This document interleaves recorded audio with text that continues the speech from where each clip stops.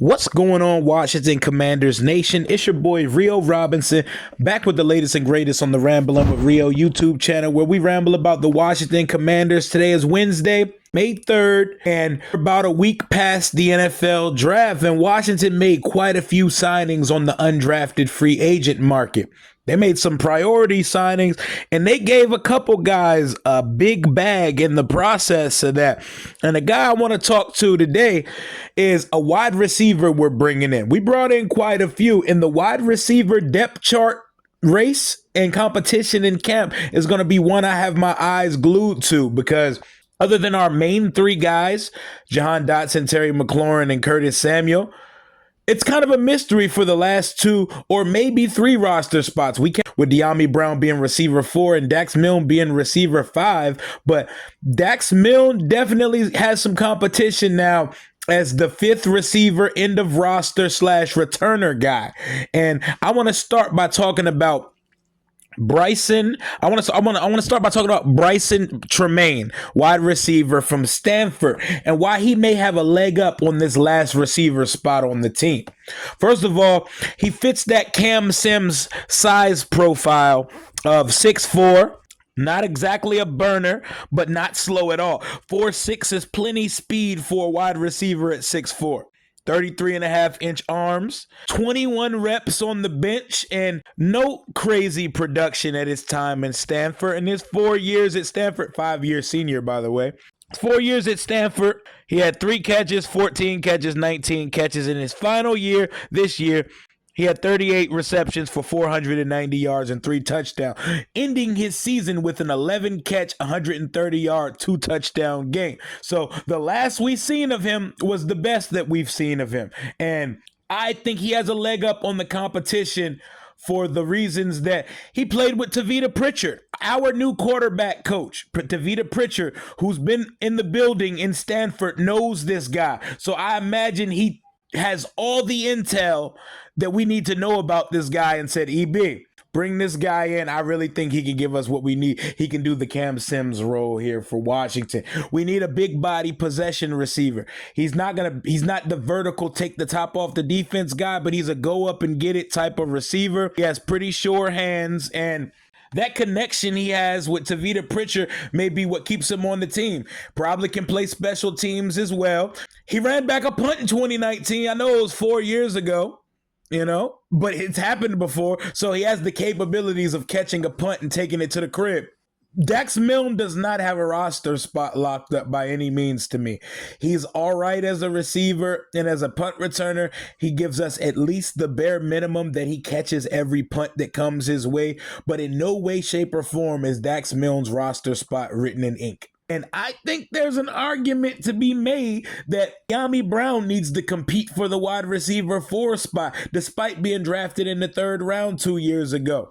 I mean, I saw Antonio Gandy Golden drafted in the 4th round and cut 2 years later, but Dyami Brown is not a terrible receiver. But as of 2 years, Dyami Brown is also not a good receiver, and he has not quite found his niche yet. He's supposed to be the vertical threat, take the top off the receiver kind of guy, but he's not exactly creating separation on a regular basis. I know we like to say it's the quarterback's fault, but our other receivers don't seem to have a problem separating on a regular basis, and Dyami Brown still does. He's still refining his route tree. I see him putting in the work with the route surgeon and UNC getting work in all summer, as you can see, which is apparent on his YouTube channel, the Dyami Show. But I think we got quite a race here at the bottom spots. The last 2 spots, possibly 3, of our wide receiver room after Terry, Jahan, and Curtis, Dyami and Milne gonna have to earn their keep this offseason, because Brycen Tremayne,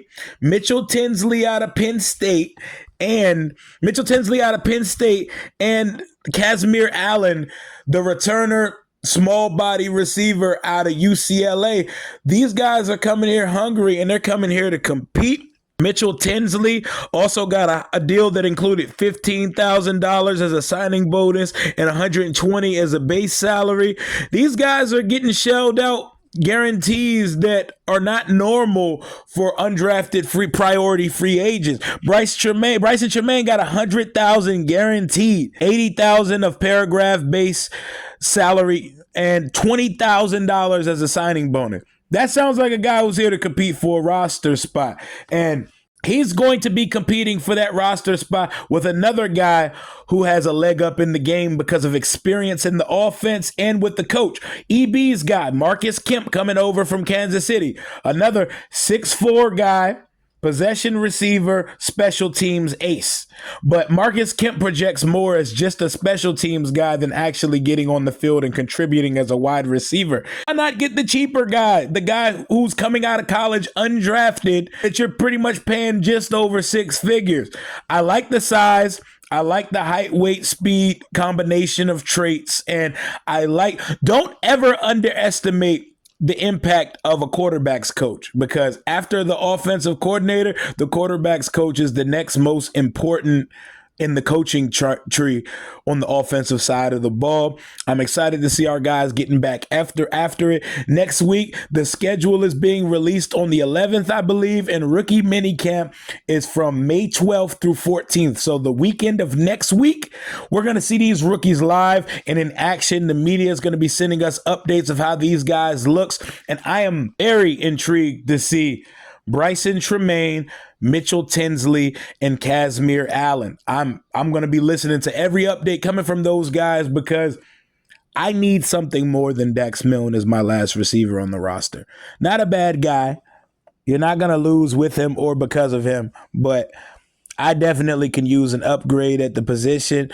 But tell me what you guys think of these undrafted guys. I'm not attaching myself to any of them. I'm not saying, ooh, we got us one. I'm not going to sit here and Thaddeus Moss myself into believing that a significant impact player is coming on this roster. But I do think these receivers, especially this guy we took out of Stanford with his connection to our new quarterbacks coach, Tavita Pritchard, they have a shot of getting on this roster because let's call a spade a spade. Our number 4 and 5 receiver are not world beaters by any means, De'Ami Brown and Dax Milne. But I'm excited to see competition. It's a word that Ron hammers home and drives to us fans every year and every time a microphone is put in his face. And like my guy Eric Bieniemy says, let's chop some wood. Let's chop some wood, baby. Football drills are starting. Rookie mini camp, the schedule is out next week, and we're getting that much closer to actual camp getting here, and then the 2023 season. That's all I got for right now. Let me know what you think of the undrafted free agents we brought in. Until next time, hail to the Washington Commanders. Deuces.